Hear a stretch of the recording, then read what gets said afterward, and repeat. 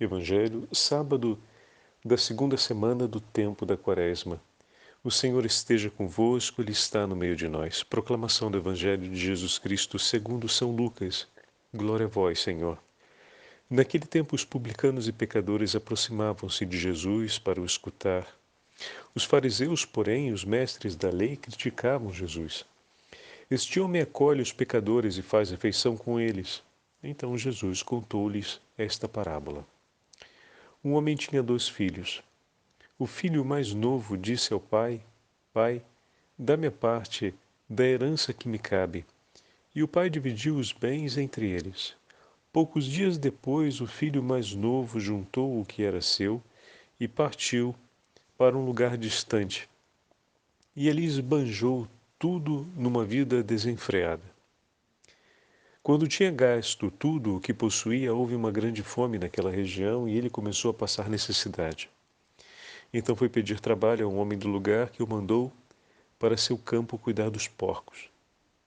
O rapaz queria matar a fome com a comida que os porcos comiam, mas nem isso lhe davam. Então caiu em si e disse: Quantos empregados do meu pai têm pão com fartura e eu aqui morrendo de fome? Vou-me embora. Vou voltar para meu pai e dizer-lhe: Pai, pequei contra Deus e contra ti, já não mereço ser chamado teu filho. Trata-me como a um de teus empregados. Então ele partiu e voltou para seu pai. Quando ainda estava longe, seu pai o avistou e sentiu compaixão. Correu-lhe ao encontro, abraçou-o e cobriu-o de beijos.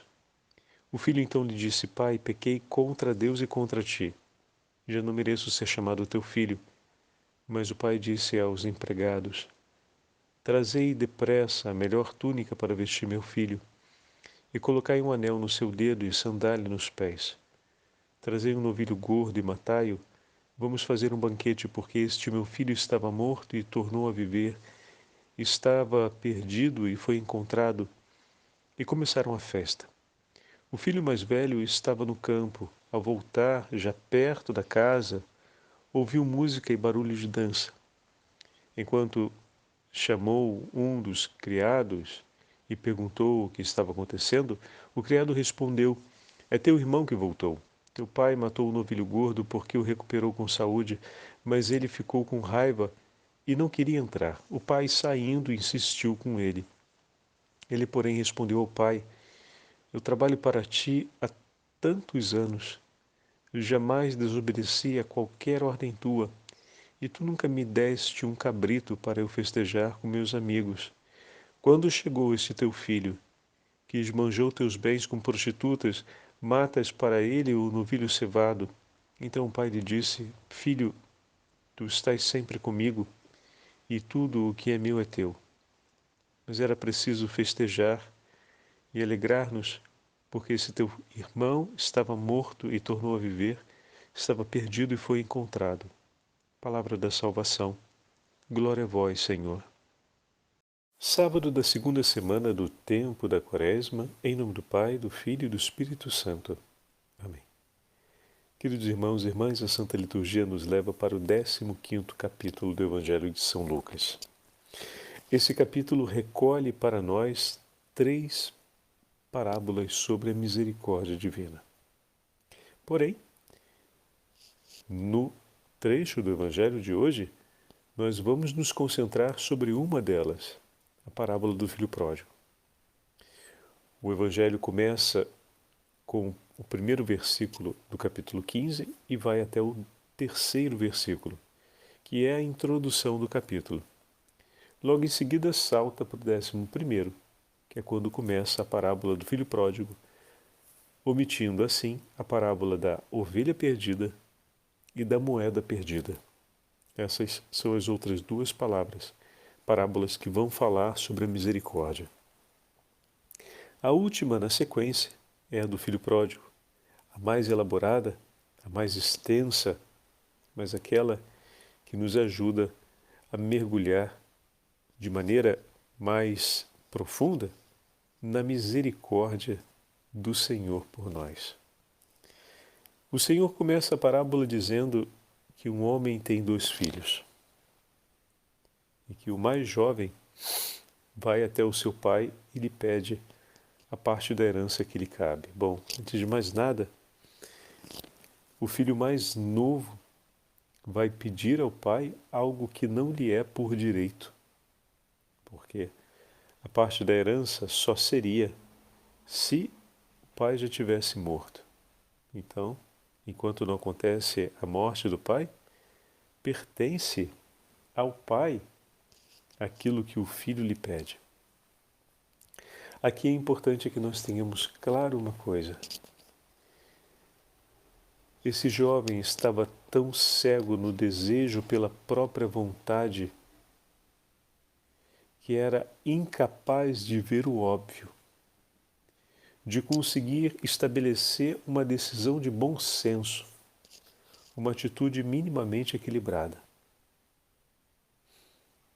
O pai compreende essa cegueira do filho, compreende de certa forma que ele não está mais enxergando nada além dele mesmo e não está mais ouvindo nada além da sua própria vontade. Por direito legal, o pai poderia impedi-lo de realizar aquele pedido, dando uma negativa definitiva a isso, poderia inclusive aplicar uma pena maior, que seria aquela de deserdá-lo, uma vez que ele, ao fazer tal pedido, apresenta um desejo de separação que seria um desejo pela morte do pai. Não é a vontade de matá-lo, mas de vê-lo morto, o que seria uma desonra diante do próprio mandamento do Senhor, honrar pai e mãe. Desse modo, ao não puni-lo, ou ao não valer-se do direito que a lei lhe assegurava, se queremos colocar desse jeito, o pai parece que age de maneira fraca, não contendo o seu filho. Mas, na verdade, ele está deixando para ele um testemunho que fará toda a diferença.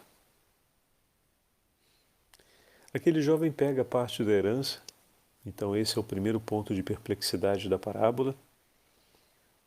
Seria normal esperar uma atitude diferente do pai, como eu acabei de descrever, ou que o deserdasse, ou que submetesse a alguma pena, ou algum castigo por aquilo que falou. Mas o pai parece dar ouvidos ao filho. E, na verdade, o que o pai está fazendo concretamente é abrindo mão de impor ao filho penalidades pelo seu grave erro. Não é pouco, é um erro grave. O pai se abstém de impor essas penalidades, tendo o direito de fazê-las. E cumpre aquilo que o filho lhe pediu. E o filho, que continua cego, parte na sua cegueira. E, obviamente, o homem cego termina por cair no buraco. Então, nós estamos vendo que o destino daquele jovem não foi diferente do que poderia ser, porque alguém que olha só para si acaba perdendo a sua vida no mundo. Todo aquele que a perde, acha. Todo aquele que entrega a sua vida por amor, vive por amor do próximo, vive por amor a Deus, a encontrará. Aos olhos do mundo está perdendo a vida, está perdendo o tempo. Mas aquele que procura ganhar a vida no mundo, a perderá. E o texto lá deixa isso muito claro. Aquele filho partiu, ambicionado em realizar todas as suas vontades, pensando só em si mesmo. E terminou acabando com tudo. A sequência da parábola mostra a que ponto de indignidade ele chegou, né? Foi para uma terra estrangeira, tanto que estava cuidando dos porcos, né? Os israelitas não cuidavam dos porcos porque consideravam animais impuros. Então significa que ele saiu do meio do seu povo. Ele foi para uma terra realmente distante, uma terra estrangeira. Foi viver uma escravidão.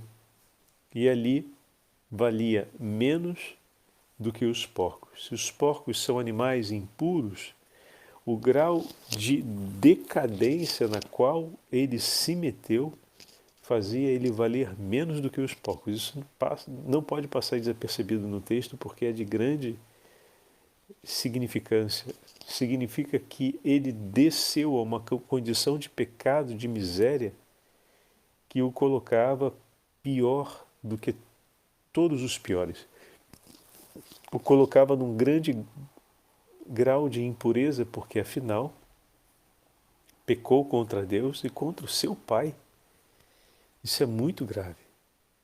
Ele então cai em si sobre a gravidade de seus atos. Eis aqui. Se o pai o tivesse deserdado, se ele partisse amaldiçoado pelo pai e com menos dinheiro do que poderia, porque o pai não teria dividido a herança e teria, digamos, expulsado ele, e já tivesse com as suas atitudes estabelecido a esse filho uma perda completa de qualquer vínculo com ele, no momento em que esse filho caísse em si, restaria pouco ou praticamente nada para se esperar da vida e de si mesmo. E ele poderia muito bem pensar em dar fim à sua própria história.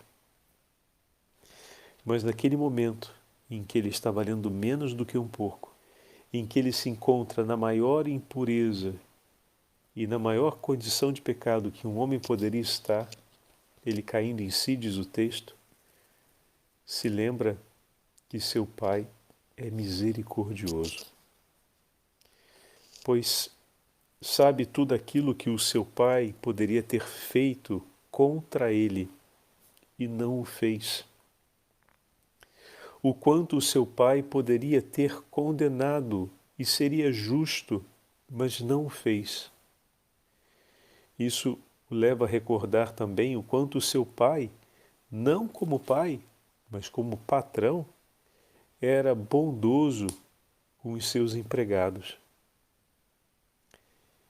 E recorda que os empregados recebiam dele uma dignidade, recebiam um pão com fartura. Esse pai era um pai generoso. Então, agora a gente soma os elementos.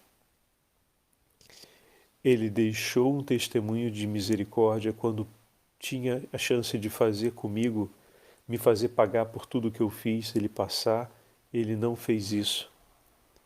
Meu pai é um homem generoso, eu o conheço por aquilo que ele faz por seus empregados. Se eu voltar para ele e pedir perdão, eu não tenho cara para me sentar outra vez à mesa com ele.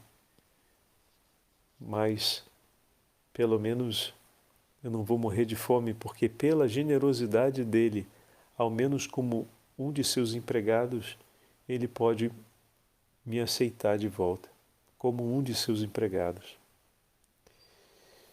Aquilo que parecia no início uma fraqueza do pai em impor contra o seu filho, o que obriga a lei e o que seria justo por direito, esse pai abriu mão do que lhe seria justo por direito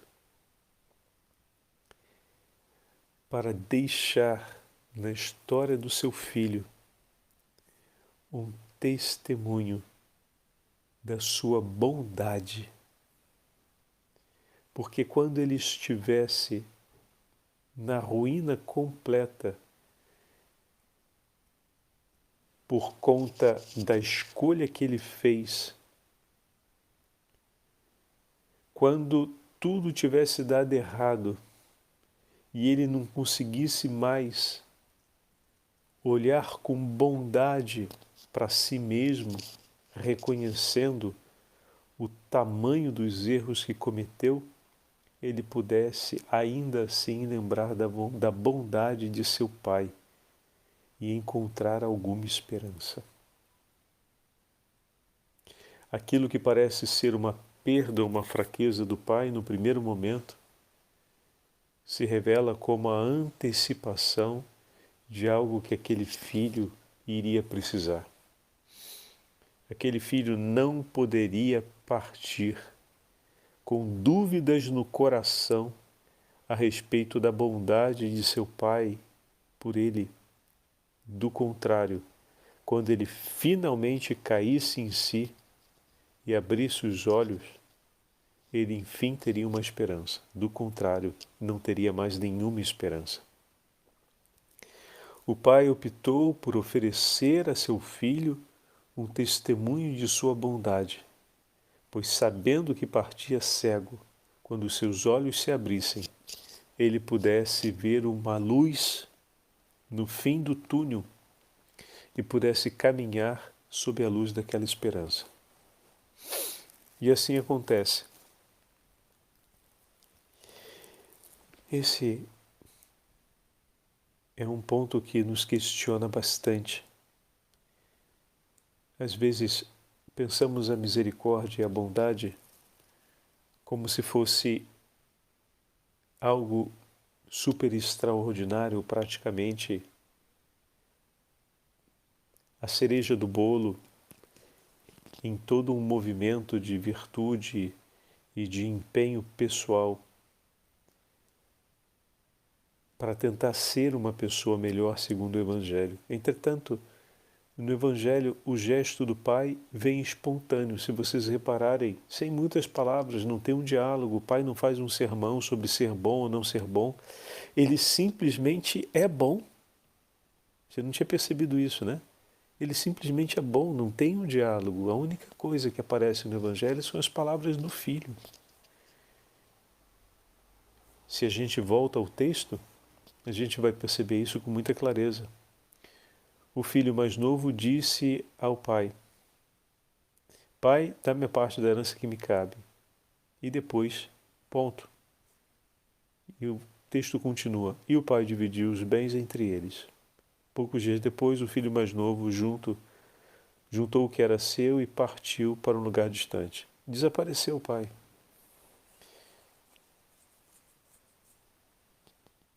Ele vai aparecer de novo na segunda parte da parábola, na segunda parte da história desse filho.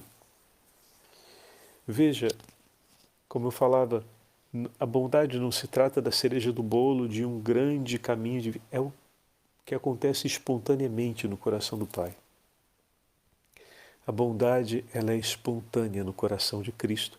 A bondade deve ser espontânea no nosso coração.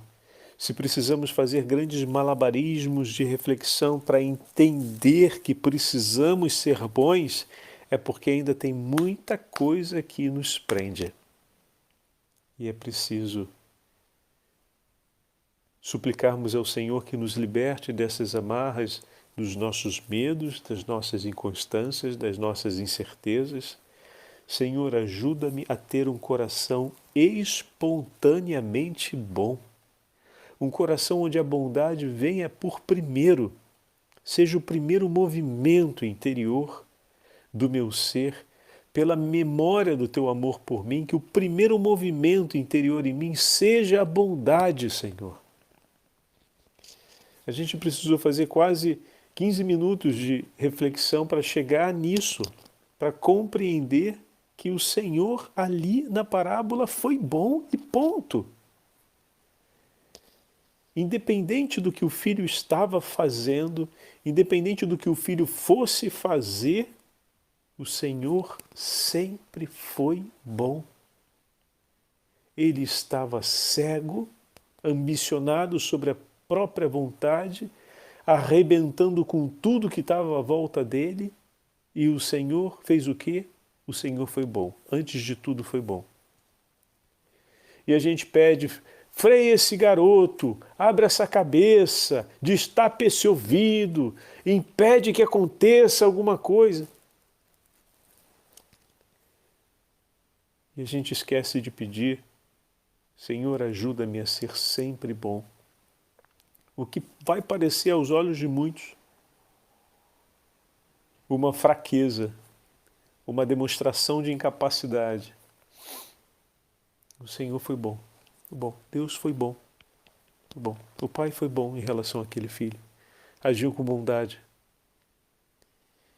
E ao não deixar de ser bom, entregou para o filho que estava partindo aquele elemento na sua bagagem que iria salvá-lo no momento em que ele caísse em si, no fundo do poço. Aquele pai sabia que o destino daquele filho era o fundo do poço. E sabia também que a única coisa que faz a gente sair do fundo do poço, guarda isso no teu coração, é lembrar que Deus é bom e misericordioso. Como é que você quer ajudar o teu filho a sair do fundo do poço? O teu marido a sair do fundo do poço, a tua esposa, as pessoas que a gente conhece, que a gente precisa cuidar na pastoral. A gente já sabe que o que ajuda a gente a levantar a cabeça e a sair do fundo do poço com uma luz de esperança é a certeza da misericórdia e da bondade de Deus por nós. E por que resistimos tanto na hora de sermos bons? Quando nos faz sofrer a cegueira do nosso irmão, quando nos faz sofrer a ingratidão daqueles que estão ao nosso lado, quando nos faz sofrer a ambição desmedida das pessoas que amamos, que estão destruindo absolutamente tudo ao redor delas. Essa é a hora de pedir ao Senhor: ajuda-me a manter o meu coração como um coração de bondade. Não é um coração de conivência, não é um coração de indiferença. O pai não foi conivente com o filho. O pai não foi indiferente ao pedido do filho. Ele sofreu, mas a bondade foi maior. Ele padeceu a injustiça, mas a bondade foi maior. Ele estava vendo o filho caminhar diante de um abismo, na direção de um abismo.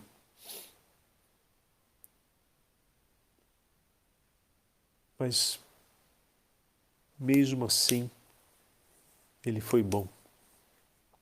Como assim, Padre Fábio? Ele poderia ter se desesperado contra Deus, agora voltando, à figura do pai, como cada um de nós. Poderia ter se desesperado contra Deus, poderia ter invalidado esse Deus que não faz nada. Por que eu tenho que ser bom? Eu tenho que fazer alguma coisa. Aqui não cabe a bondade, aqui cabe a justiça. E pelo visto Deus não está fazendo, então eu vou fazer a justiça e vai ser no ferro e no fogo. Poderia, era uma opção também possível. Mas ele escolheu confiar em Deus. E incrivelmente, é incrível, não deixou de ser bom. Rapaz, como alguém consegue ser bom numa situação como essa? É difícil. A gente precisa pedir ao Senhor essa graça, porque a eficácia dessa verdade a gente conhece. O que tirou a gente, repito, o que tirou a gente muitas vezes do fundo do poço foi a misericórdia e a certeza da bondade de Deus por nós, que se manifestou depois de muitos modos, Mas foi isso. Então a eficácia a gente conhece, mas na hora de cumprir o ato, em correspondência à conhecida eficácia, a gente trava. E de fato, quando ele volta, que ele ainda está longe, ele percebe que o pai dele nunca deixou de pensar nele. Mas a atitude do pai, no texto, é a atitude de alguém que sempre esperava. Porque ele estava ainda distante quando o pai o avistou. Porque o amor reconhece a gente. Guarda isso também no teu coração. Esse filho estava completamente deformado. Não falo aqui fisicamente, falo a dignidade dele como pessoa, Estava valendo menos do que os porcos, lembrem disso. Então o peso do pecado, como a lepra sobre a alma, que desfigura, que corrói. Ele estava numa condição lamentável interiormente e também fisicamente, porque afinal estava passando fome, estava numa condição de indigência, mas o amor não deixa um coração se confundir. Ainda que ele estivesse completamente destruído como pessoa, o amor nos permite sempre reconhecer o outro que amamos. E o Pai, ao olhá-lo distante, nessas condições, reconhece que é o Filho. E aí a gente fala, bom, mas só podia ser ele, né?